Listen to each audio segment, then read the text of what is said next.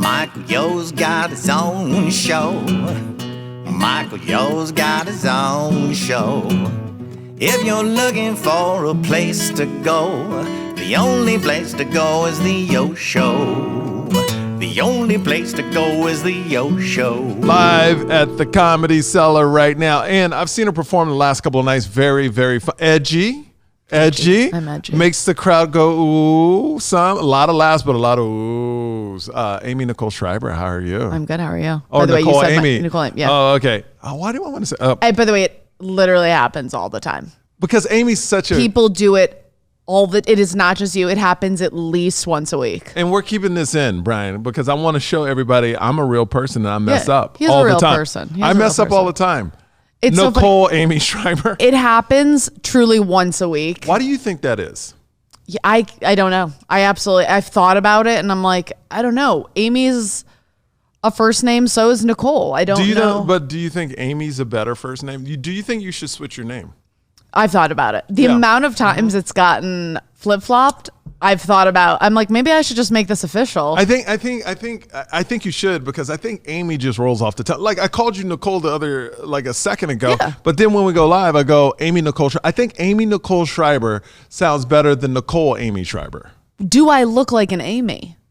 You don't look like. I think you look more like an Amy than a Nicole. See, that's interesting. Why, you think you look like a Nicole? I think I look like, that's all I've ever known myself to look like, but I think Amy's a much cooler name. What's funny is Aimee, I was named after this French actress named Nicole Aimee. Uh-huh. And I was like, why couldn't you just name me Anouk? That's a fucking cool name. That's a great name. Anouk? An amazing name. Anouk? Anouk. Where is she? Anouk. She's still around. She's a retired French actress running around with what should be my name. Yeah, I don't think. Yeah, Amy's a better name than Nicole, but you don't like Nicole's. When somebody says Nicole, I think of a bitch. Yeah, but you're a very nice person. Thank you. Aimee is a very pleasant name. Yeah, I think. Well, growing up, some people called me Nikki, which doesn't feel like me. Doesn't feel like me. No. A lot of people call me Nick. My closest friends call me Nick. No, I don't like that either. And then if I played sports with you, you call me Shribes. Shribes? I like Shribes too. Shribes, yeah. I'm call you Shribes. Okay. I like Shribes. Brian, you like Shribes, Aimee, or Nicole?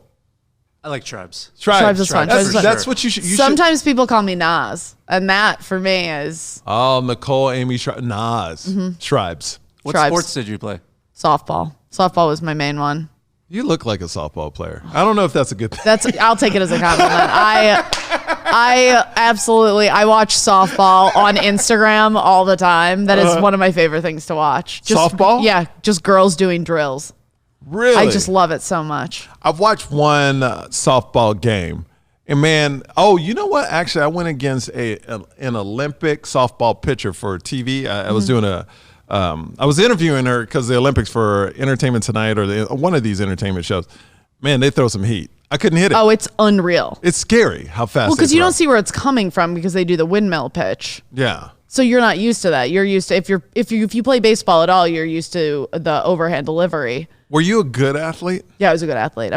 I don't look athletic. I look like the Santa Ana winds would ruin my life. Yeah. But I'm super athletic. Yeah. Really? Great coordination. Like, I'm surprised. Yeah, I know. It is surprising. Wow. I do not seem like an athletic person, but I am. So this morning you ran with Cypher Sounds. Mm-hmm. Yep. Could he keep up with you? I mean, he's a little thick right now. Okay. So how far did y'all run? We did a mile. And it's crazy because y'all are like the odd couple. Like when I saw y'all hanging out, I was like, this is like total. This should be a TV show because you're so opposite each other. So opposite each other. But we're like, I don't know.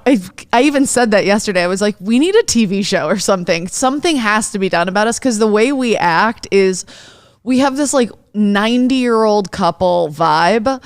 And he's always like, if I say something, he'll call bullshit. And it's just, yeah. So now let's talk about when you were a kid. What were you like? Were you a nerd? Were you? I was a loud kid. I was just a weird, quirky kid. I got shushed a lot. I was always like, told but I need to quiet down. Were you the funny kid or just annoying? I was a funny, goofy kid. Yeah. Okay. And you were smart. I was smart. I wasn't like, reinventing the wheel or anything, but yeah, I was a smart kid. I was a little dyslexic and kind of slow to be good at school. Okay.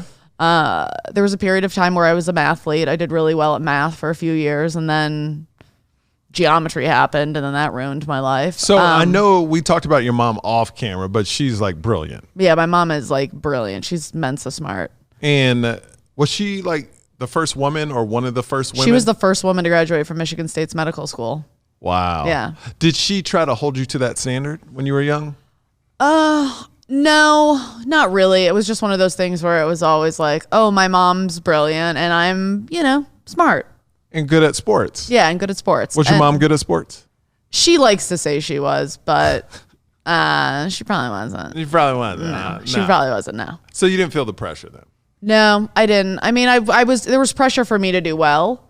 My mom, I grew up in Detroit, and my mom went to University of Michigan, and she would drive us up there probably like 3 times a year, and she'd drive us by all the buildings and all the dorms, and she'd be like, well, this is where you're gonna live, and this is where the medical school is, and you're eventually, I was like raised to be a doctor, and I was pre-med, so I was on that course. So did you go to college? I did. I went to Michigan. Oh, I ended up going to Michigan. Yeah. Big Blue. Yeah. Okay. So my brother went there. I went there. That was like my mom's whole plan was for us to go there, and we did.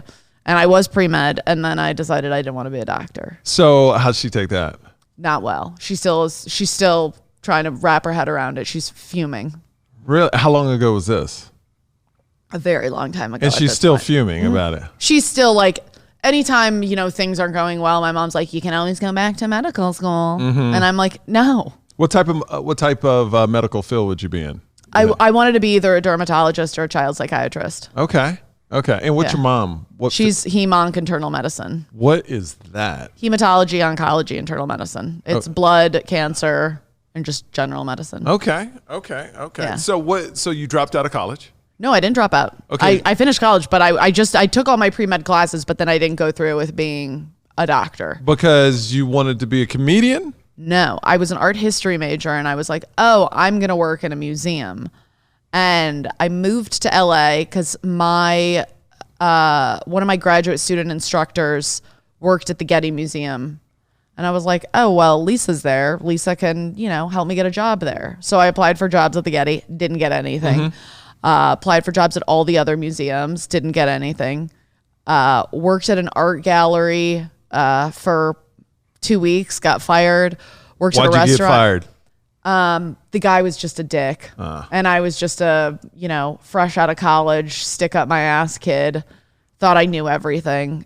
So we just really butted heads. And then I worked in a restaurant where I was a hostess, a really nice restaurant called Josie. It no longer exists. It was in Santa Monica. Got fired from there because I corrected the English of Josie. Oh. The actual owner. The actual owner, yeah. She said something, and she was reading a letter that somebody had sent in criticizing the service they had received there. This was, Yelp. When people wrote letters. This is when people wrote letters to complain, and she was criticizing their English, and she was like, "Listen, he doesn't even know how to speak English." I was like, "Actually, he's right." And she's like, all right, little Miss English major. And I was like, actually, I was an art history major. So, you were, yeah. The next day I was asked to not come back. So, anywho, and then I worked in, fashion. I got a job doing cold calls for this company in, a denim production company, in, South Central. Okay, what's these cold? Okay, I'm a person. Cold called me. How would it go? So cold calling, I had to figure out what jeans were sold at a clothing store. So you'd be the clothing store. You can't just call up and be like, "Hey, what jeans do you sell?" Because they'll know you're someone trying to get information. So I had to be like, I would be calling stores all over the country. So really? I would make up stories. So my stories would go like this. So I would be like, "Hello." Ring, ring.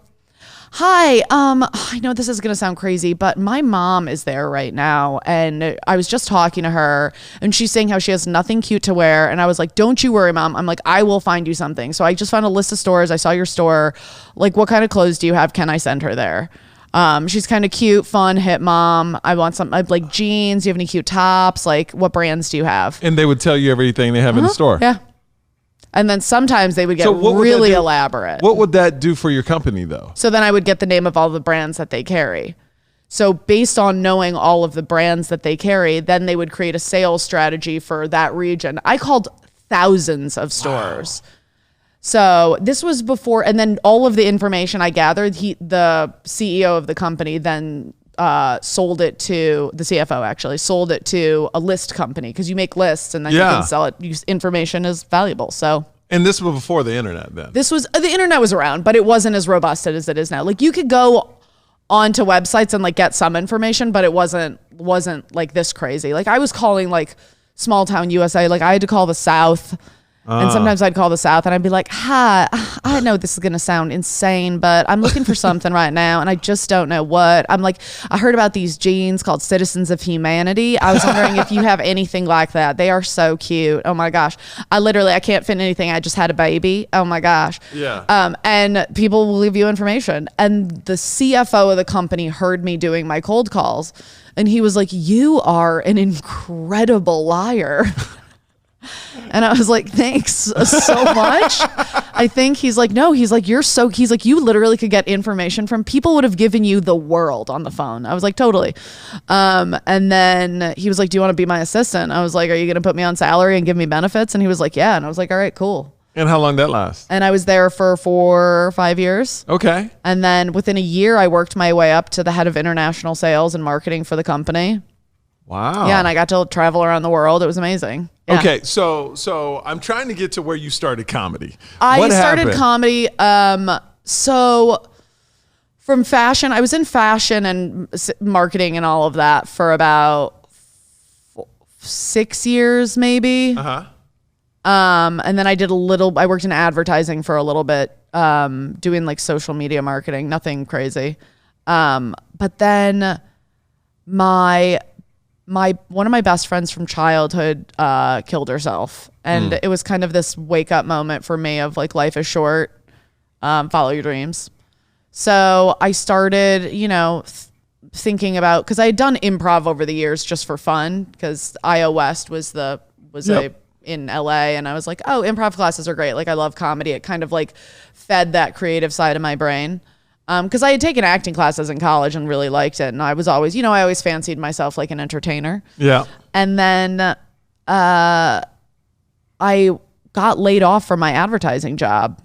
And a friend of mine who I went to college with, he worked at HBO and he was in the comedy department there. And he's like, why don't you just try stand-up comedy? And I was like, okay. So I took a stand-up writing class. Where'd you take that at?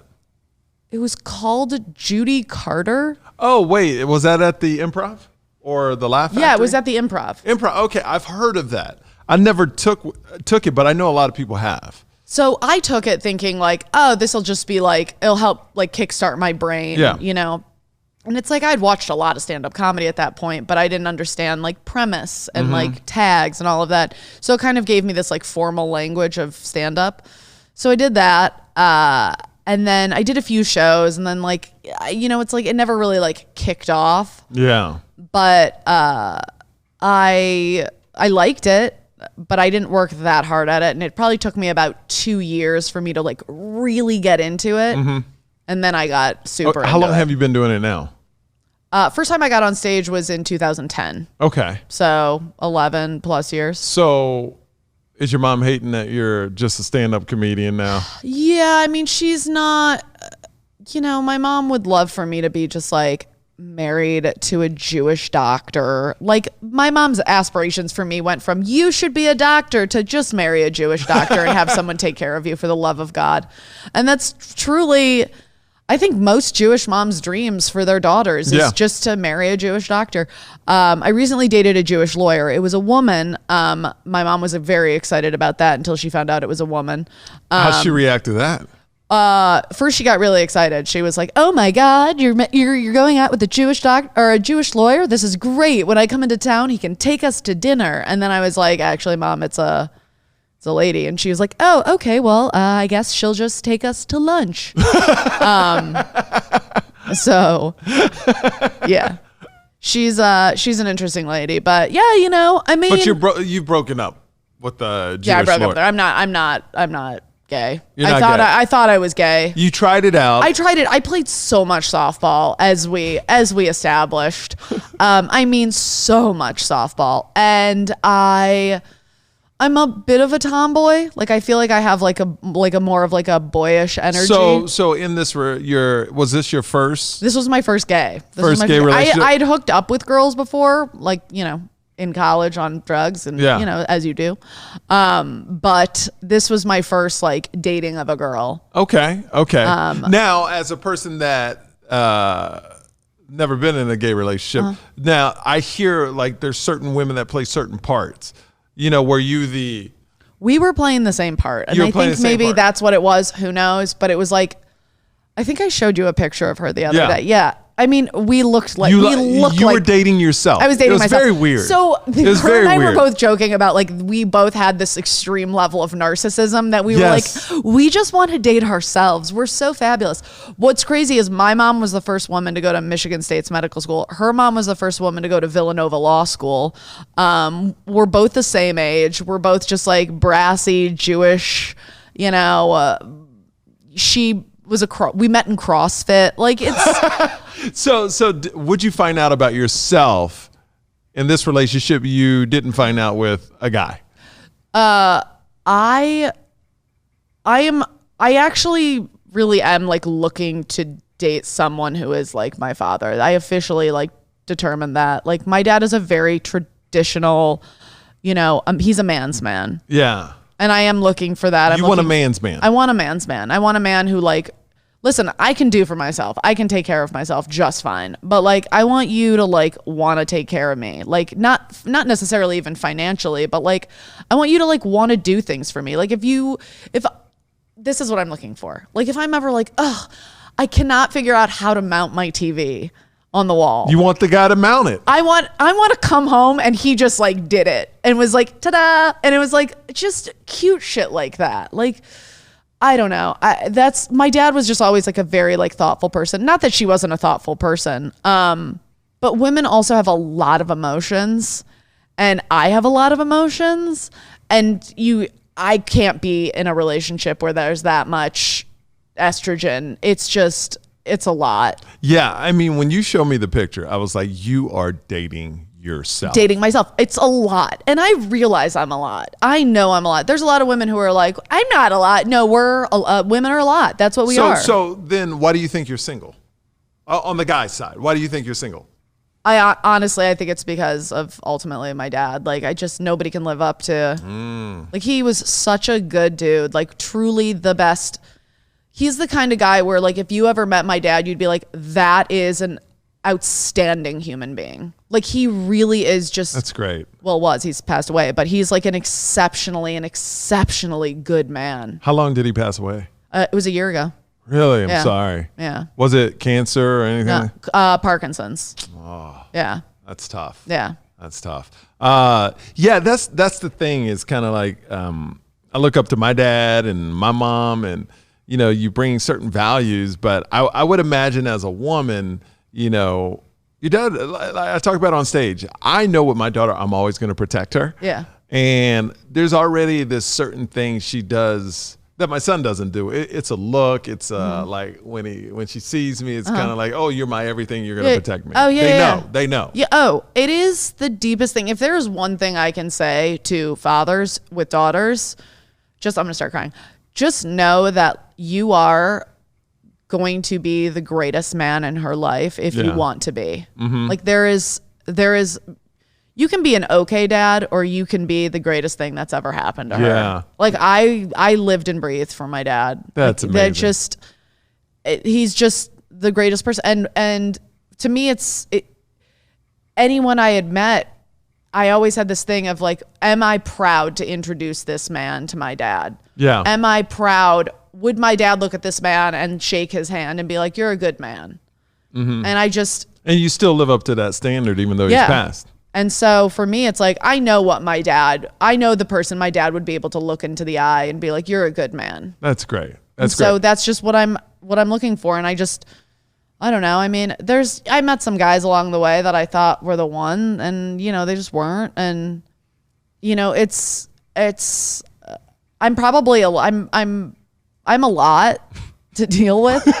I'm a lot. I always say this, that We're going to name this podcast I'm a Lot. I'm a lot. You have to handle me. Like when I describe people I've dated and had good relationships, I'm always like, oh, they were able to handle me well. Like I'm some sort of element. When you shoot your next special, whenever that is, you need to call it I'm a Lot. That is a phenomenal name for it. Thank you. I've actually tossed that idea around as one of them because it's like I'm a lot. I have a lot of opinions, like all of them.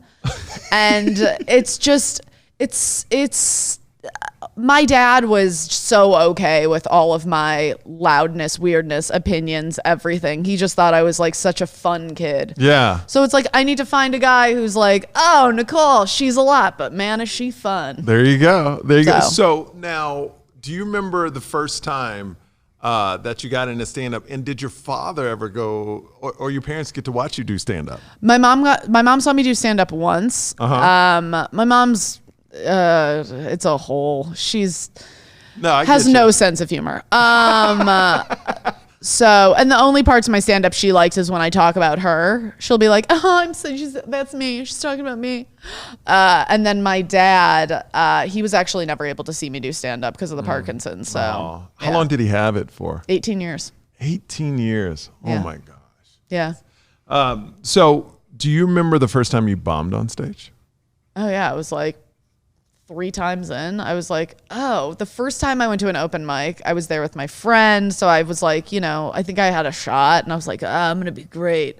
And it was fun. It was like they introduced me as like, this is her first time. Be nice. So people show you love. Yeah. Yeah. And then my second time was the showcase for that stand-up class. So it was like, again, everybody was like being nice. And then the third time, which was not a showcase for anything, was like, oh, awful. I was like, oh, this wasn't. Where was that at? Do you remember? I think it was just like at a little cafe somewhere in LA. Yeah. Or there's this, what's his name? Vargas, who does bringer shows in LA. I did one of his bringer shows. All bringer show people should be lined up and shot. I mean, it's so tough, and everybody just roots for the person they came to see. It's garbage. And then the person who brought the most people, they get to go earlier in the lineup, and then everyone leaves. Yeah. It's all Hunger the people Games. and it's truly Hunger Games. It's Hunger Games. Perfectly put. And it's one of those things where it's like, yeah, I guess there's got to be some formula for putting together shows in LA for people who don't have a following and aren't that good yet. But like, man, go to some open mics. I mean, it's the sort of thing where it's like, I never should have been on any of those lineups. I should have just been going to open mics and trying to figure my shit out. But yeah, I think it was like one of those things where I was like, I'm going to be a stand-up comedian. So it didn't matter how badly I bombed. I'd be like, oh, I'm still going to be a comedian. I'm new, so it doesn't really matter. Yeah. But then I was like bombing years in. I did not get funny that quickly. It took me such a long. I still don't think I'm funny, if we're being perfectly honest. But you still stayed in it. Why is that then? Because I'm a fail fast guy. Yeah. If I do something 3 times and I'm not good at it, or don't feel like I have a career, like I can make it, I'm out. Yeah. But some people stay in it and they'll watch the growth and and see what happens. Like I guess that's not my mindset. I knew I could do it. I knew I could be a funny person because I was a funny person. In my improv, I was always funny. Yeah. It was just the writing of jokes was always, hard for me. It's like I could be funny. I could say funny shit. I could say ridiculous shit. Well, I noticed like when in the green room, if somebody throws out something, you're really fast to tag stuff or, just say something funny back to that, so, I mean, the mind is there. Yeah. I very much have like an improv mind. Like that's where I started and that's where I was but it was also like, I'm from Detroit. Like Detroit's a talking shit town. Yeah. So it's like, and also playing sports. If you grow up playing sports, you have to know how to talk shit. You have to know how to dish it out and you have to know how to take it. So I think that was like a huge part of, like, I would roast everyone on my softball team. Like, I remember we would be on the bus and I would just be talking shit about every single person, making fun of like the way they made a play, what they would do in between. We had this one girl, she'd always be like, we would doing like we'd be on the road, like doing like a doubleheader softball game, and like it was Michigan, so it was like cold in the spring when we started playing, and she would be cold and she'd want to go sit in her car during between the games, and she'd have to slowly increase the heat because she would be like, I'm going to get diarrhea if I turn the heat up too fast. I was like, that is not a thing. That's just not a thing. So we was just like, I don't know, roasting people for like ridiculous shit like that. Being like, yeah, Linda, she just wanted to take extra time in the car is what she wanted to do. Was your softball team any good? Yeah. Oh, we really? were really good. Yeah. Oh, wow. Yeah. Okay. I'm actually really a good player. I remember. Were you the star player of the team? My coach definitely babied me at one point because I was the only catcher, and I'm a really good catcher. And we did, what was it? It was we did we played spring break at Cocoa Beach Expo in Florida. And I remember I started getting a stone bruise in my hand because our pitcher threw really hard. And my hand was just like jacked, but we were playing this team, this like number one team from like Kentucky or something. And I remember the coach of the team, when the game started, she was like, all right, watch out for the catcher. She's got an arm. And I was just like, yes, she does. Yeah. Yes, she does. And after the game, she like complimented me. She's like, you have really good instincts as a player. That's great. I was like, thanks. So on the comedy side, who do you like to watch? Like, who's your favorite people to watch on stage? Right. Oh, I mean, there's so many. Like the top two, where if you heard they were in town, you're like, oh, I got to go see them. Bill Burr, always. Love him. Love him so much. Sarah Silverman. I mean, was one of my number ones, always. Rachel Feinstein. Jessica Kirson. Oh, she's a beast. Oh my beast. God. Blow my brains out. Yeah. She's so funny. I remember the first time I saw her, she was at the Comedy Store. And I was sitting with a friend in the back watching her, and we were squirming, falling all over each other, laughing. Like, she's just... There's just no one like her. No, okay, so I play Gotham in New York, and they do, Comedy Juice when it was a big thing. They did it in New York. And I was just flying in, so I was like, let me grab a set. They said, cool. And they put me on after Jessica Kirson. Oh, yeah. I've been on after Burr, Seinfeld, everybody. I didn't know, like, I've never seen her. And when I say she blew the fucking roof off, like, it was unbelievable. Like, the place was left just in speechless. shambles. Yeah. I go on. I've never had trouble. Yeah. Never had trouble. Like, it took me a good 3 minutes to get them to settle down from her set. Yeah. It was just, now this is when I was younger and didn't know how to reset the room as well. But I'm excited one day to go after her again. Yeah. Like, I want to go out to ride that wave. And ride the wave now, because now I would know how to do it. Yeah. But man, I've never, if you ever been on stage and it's not going where you want it to go, you start getting hot on stage. Like, your body, like, it was all of that. Oh my God, by the way, just you describing that, I could feel it in my body. Right? Yeah. You get hot. You get hot. So yeah, I love Jessica Kirson. She is one of a kind. And then speaking of one of a kind, Rick Ingram at the Comedy Store. That dude, his crowd work is like nothing I have ever seen in my life. I follow him a lot at the store.